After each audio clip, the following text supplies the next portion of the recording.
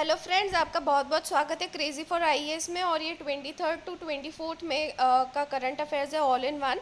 और all in one इसलिए क्योंकि जो भी सारे प्लेटफॉर्म्स हैं जहाँ पे आपको यूपीएससी के करंट अफेयर्स मिलते हैं, उन सब का कंपाइलेशन आपको यहाँ पे दिया जा रहा है। और ये आपके रिवीजन वगैरह को भी इजी बनाने के लिए इनिशिएटिव है। तो अगर आपको अच्छा लगता है तो प्लीज़ इस चैनल को सब्सक्राइब करें और साथ ही अपने फ्रेंड्स के साथ शेयर करें और अपने फीडबैक्स देते रहें। तो स्टार्ट करते हैं। तो पहली न्यूज़ थी कि यूएसए जो है it is withdrawing from open skies treaty. तो ट्रीटी ऑन ओपन स्काईज जो है ये 2002 में साइन हुई थी। और it established an aerial surveillance system for its participants, यानी जो पार्टिसिपेंट्स हैं वो एरियल सर्विलेंस कर सकते हैं। और एक रीजन इस्टेब्लिश करने के लिए था ताकि जहाँ पे अनआर्म्ड एरियल ऑब्जर्वेशन हो। तो जो भी टेरिटरीज़ रहेंगी, जितने सिग्नेटरीज़ हैं, उनके ऊपर ऑब्ज़र्व किया जाएगा और ये अनआर्म्ड तरीके से रहेगा, ठीक है, ताकि एक म्यूचुअल अंडरस्टैंडिंग बने और सारे पार्टिसिपेंट्स का कॉन्फिडेंस भी बढ़े। लेकिन अब यूएस प्रेसिडेंट जो है उन्होंने अनाउंस कर दिया है कि इससे विड्रॉ कर लिया जाएगा, क्योंकि उन्होंने दोष लगाया है रशिया पे दैट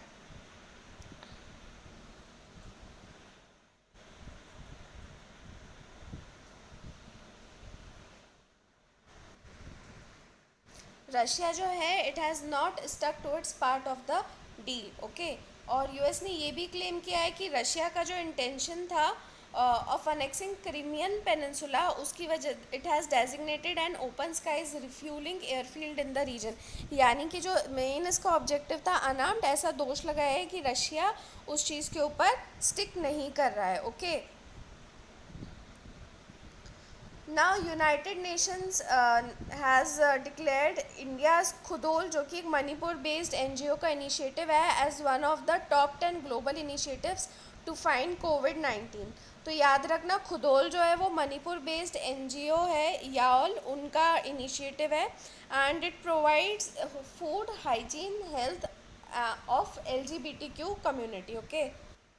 और एलजीबीटी कम्युनिटी के अलावा डेली वेज वर्कर्स और people with AIDS also. Now government of India launches 5 initiatives towards conservation of biodiversity. तो 22 मई को international day for biological diversity मनाया गया। और इसमें जो है गवर्नमेंट ऑफ इंडिया ने 5 इनिशिएटिव्स लॉन्च किए हैं। पहला जो है वो है बायोडाइवर्सिटी संरक्षण इंटर्नशिप प्रोग्राम। और इसमें 20 स्टूडेंट्स को एंगेज किया जाएगा who are willing to learn about biodiversity conservation and national resource management. और ये एक पीजी प्रोग्राम रहेगा 1 साल के लिए। सेकंड है यूएनईपी का campaign, United Nations Environment Programme, और इसका नाम है illegal trafficking of endangered species. और तीसरा है wild life crime control bureau का campaign, not all animals migrate by choice. चौथा एक वेबिनार सीरीज़ को लॉन्च किया है, और ये जो सीरीज़ है ये biodiversity conservation and biological diversity act of 2002 पे रहेगी। इसके अलावा जो पांचवा है वो है world wild life fund model conference of parties. और इसमें यंगर जनरेशन को इंक्लूड किया जाएगा ताकि उनको इंगेज किया जा सके towards imprint of humanity towards biodiversity, ठीक है। और यूएन ने जो है 20 ग्लोबल एक्शंस फ्रेम किए हैं जो कि 2010 से 20 में इम्प्लीमेंट किए जाएंगे, और इसको कहा जाता है स्ट्रेटेजिक प्लान फॉर बायोडाइवर्सिटी। और 2020 जो है ये साल याद रखना, it is the super year of biodiversity. ना आईसीएमआर ने कहा है कि एचसीक्यू को रिप्लेस किया जाए एंटी एचआईवी ड्रग से। तो अभी इन्होंने हाइड्रोक्लोरोक्विन जो है एचसीक्यू ड्रग, इसके यूज़ को लेके कुछ गाइडलाइंस निकाली हैं। और अभी जो है इसको फ्रंटलाइन वर्कर्स को दिया जा रहा था, जो अनसिम्टोमेटिक हेल्थ वर्कर्स हैं उनको दिया जा रहा था, लेकिन उनमें कुछ साइड इफ़ेक्ट्स वगैरह देखने को देखे गए हैं, जैसे नौशिया और एब्डोमिनल पेन, वॉमिटिंग। और इस वजह से कहा है कि एचसीक्यू की जगह एंटी एचआईवी ड्रग्स को यूज़ किया जाए। और कांगरा टी का कहा गया है, वो सजेस्ट की गई है उसका यूज़ किया जाए। तो कांगरा टी जो है वो एक टी वेराइटी है from Kangra district of Himachal Pradesh, ठीक है। कांगरा कहाँ पे आता है? हिमाचल प्रदेश में। और ये जो चाय है इसको जीआई टैग मिला हुआ है 2005 में, जोग्राफिकल आइडेंटिफिकेशन नेशन का जो टैग होता है कि मतलब कोई भी प्रोडक्ट जो है वो किसी पर्टिकुलर रीजन से एसोसिएट किया जाता है तो उसको वहाँ पे जीआई टैग दिया जाता है, ठीक है। तो कांगड़ा टी जो है उसको जीआई टैग मिला हुआ है 2005 में ना। आयुष्मान भारत प्रधानमंत्री जन आरोग्य योजना जो है उसने 1 करोड़ ट्रीटमेंट्स क्रॉस कर लिए, खासकर अभी कोविड के टाइम पे 2018 में लॉन्च हुई थी और इसको रेकमेंड किया था नेशनल हेल्थ पॉलिसी 2017 में। नेशनल हेल्थ अथॉरिटी जो है वो अपेक्स बॉडी है which is responsible for implementing the scheme, national health authority. अब आयुष्मान भारत प्रोग्राम के अंडर 2 फ्लैगशिप प्रोग्राम्स आते हैं, एक तो है हेल्थ और वेलनेस सेंटर और दूसरा है प्रधानमंत्री जन आरोग्य योजना। तो हेल्थ एंड वेलनेस सेंटर जो है ये कॉम्प्रिहेंसिव हेल्थ केयर देने के लिए हैं, प्राइमरी हेल्थ केयर जिसको कहा जाता है। और इसमें नॉन कम्युनिकेबल डिजीज़ेस, मैटरनल और चाइल्ड हेल्थ सर्विसेज को भी इंक्लूड किया गया है और इसके अलावा इसमें फ्री एसेंशियल ड्रग्स और डायग्नोस्टिक सर्विसेज प्रोवाइड की जाएंगी। और दूसरा है प्रधानमंत्री जन आरोग्य योजना, ये दुनिया का सबसे बड़ा हेल्थ इंश्योरेंस स्कीम है और इसको पूरी तरीके से गवर्नमेंट ने फाइनेंस किया है and it provides cover of ₹5 lakhs पर फैमिली पर ईयर। हर फैमिली को हर साल के लिए 5 लाख रुपए दिए जाएंगे, सेकेंडरी और टर्शरी, ठीक है। तो एक्चुअली में जो आयुष्मान भारत योजना है ये तीनों लेवल्स के लिए है, प्राइमरी, सेकेंडरी और टर्शरी लेवल के लिए। तो प्राइमरी के लिए मैंने आपको बताया हेल्थ और वेलनेस सेंटर और सेकेंडरी और टर्शरी के लिए जन आरोग्य योजना है।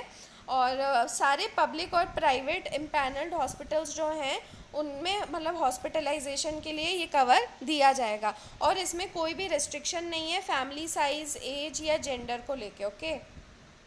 और कैशलेस एक्सेस दिया जाएगा to health care services at the point of service यानी हॉस्पिटल में।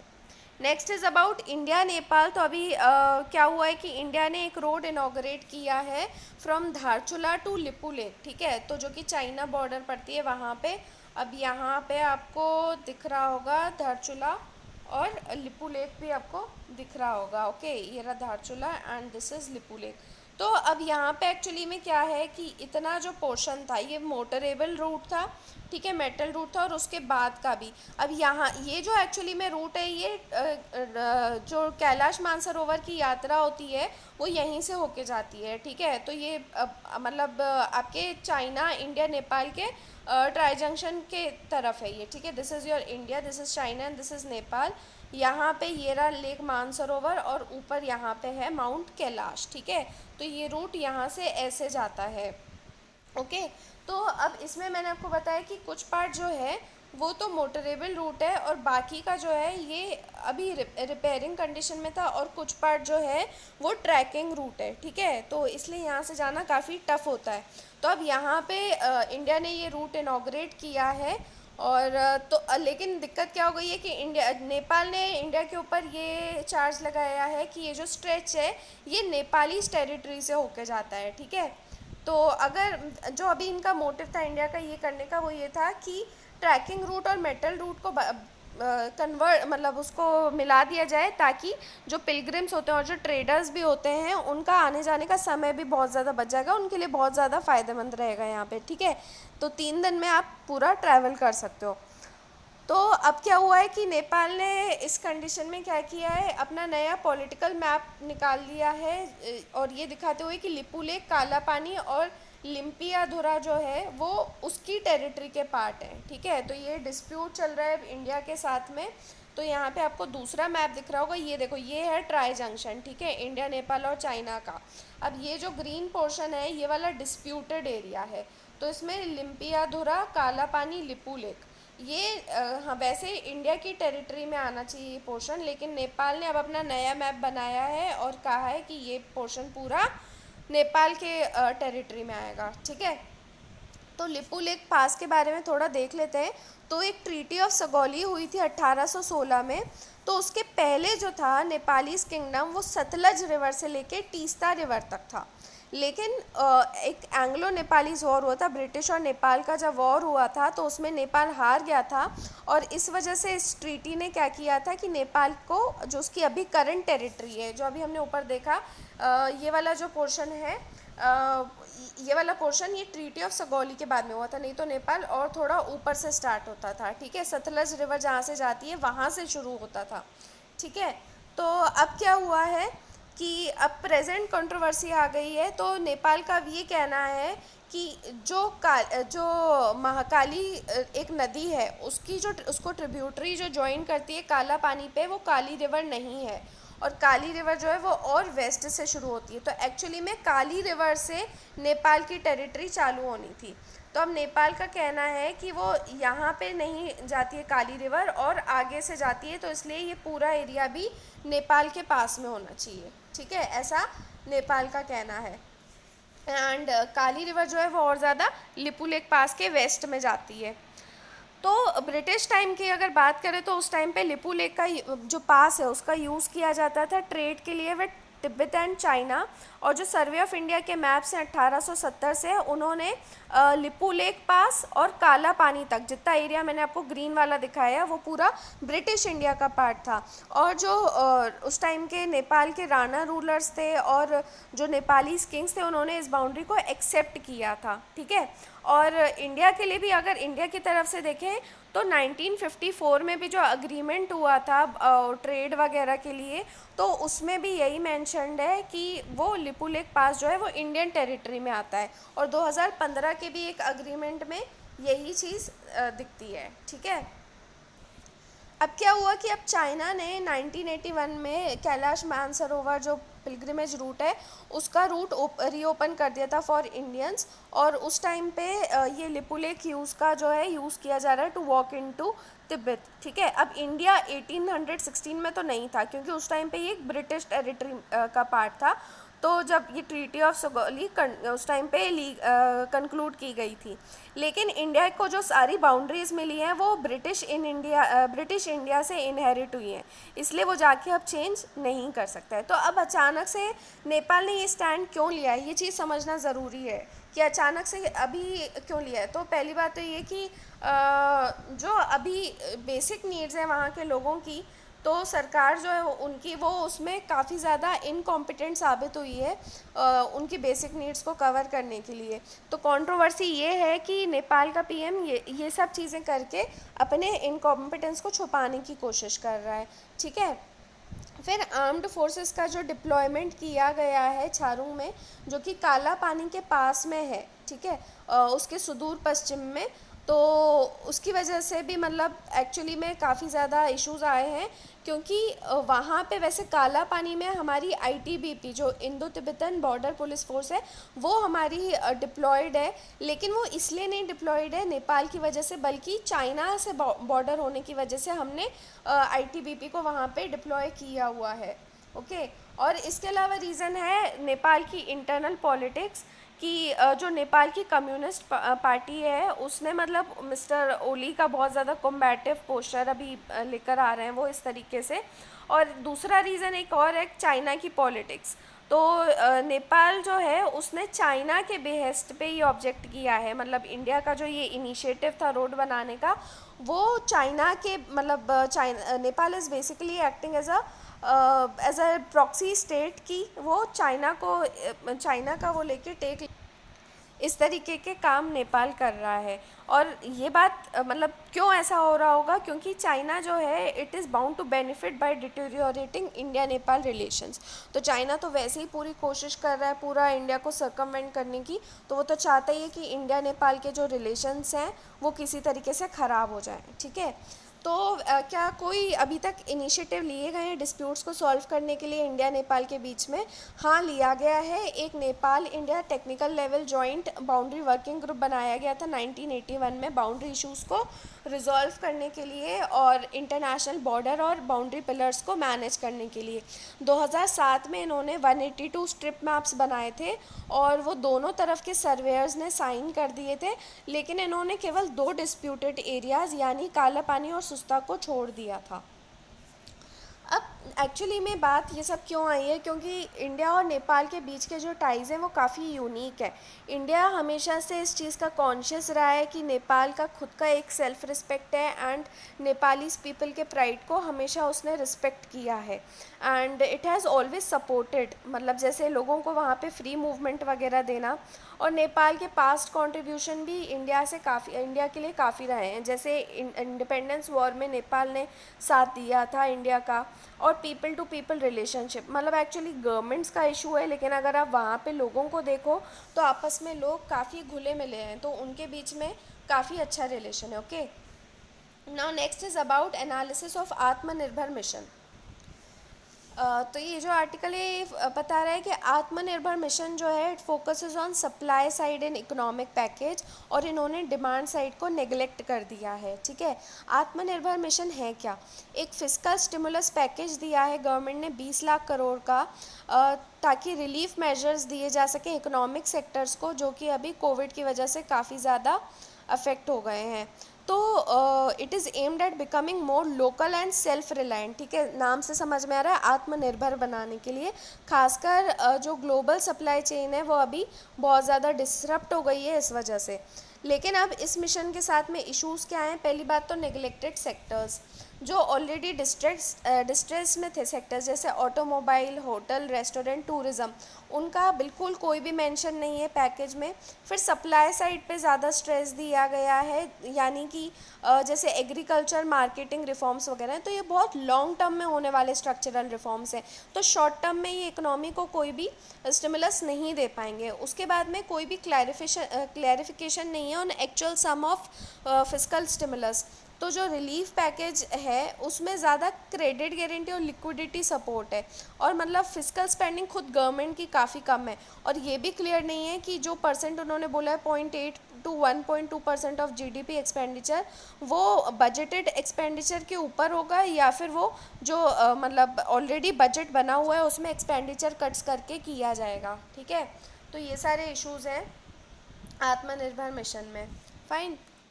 और अभी जो करंट सिचुएशन है, कायदे से यदि देखा जाए तो गवर्नमेंट एक्सपेंडिचर ही जो है वो पूरी इकोनॉमी को रिवाइव कर सकता है, और वो मतलब एक जो वर्चुअस साइकिल ऑफ ग्रोथ है उसको वही प्रमोट कर सकता है। और कैसे?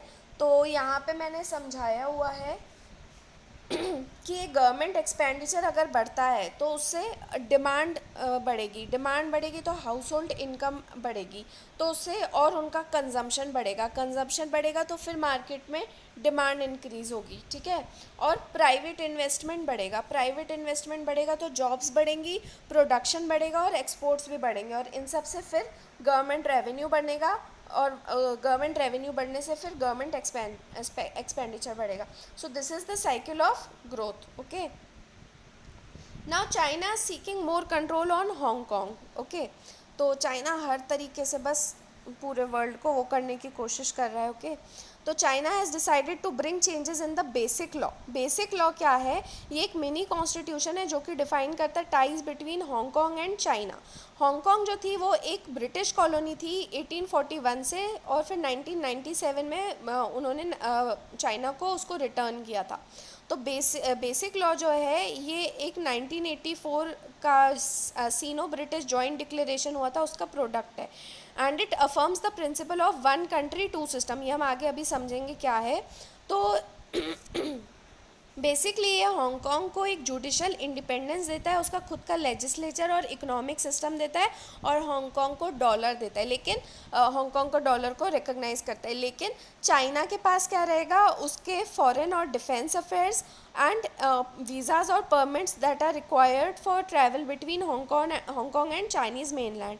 तो वीज़ा और परमिट भी लगता है हांगकांग से चाइना या वाइस वर्सा जाने के लिए। ओके, अभी अगर करंट सिचुएशन देखें तो हांगकांग एक स्पेशल एडमिनिस्ट्रेटिव रीजन है चाइना का, और one country two systems approach की बात हुई तो इस पॉलिसी के अकॉर्डिंग हांगकांग और मकाऊ ये दोनों फॉर्मर कॉलोनीज़ थी, और इनको अब स्पेशल एडमिनिस्ट्रेटिव रीजन बनाया गया है, और इनका अपना खुद का इकोनॉमिक और पॉलिटिकल सिस्टम हो सकता है जो कि अलग रहेगा मेनलैंड चाइना से, लेकिन ये पीआरसी यानी पीपल्स रिपब्लिक ऑफ चाइना के ही पार्ट रहेंगे। और ये पॉलिसी जो है ये डेंग जाओपिंग ने प्रपोज करी थी to unify China and Taiwan. Okay, और अभी क्या है कि काफ़ी ज़्यादा एजिटेशन चल रहा है। पिछले साल बहुत ज़्यादा एजिटेशन इन्होंने मतलब किया था लोकल हांगकांग पीपल ने, ये डिमांड करने के लिए कि उनको पॉलिटिकल और एडमिनिस्ट्रेटिव इकोनॉमी भी दी जाए, which was agreed by China. जब उन्होंने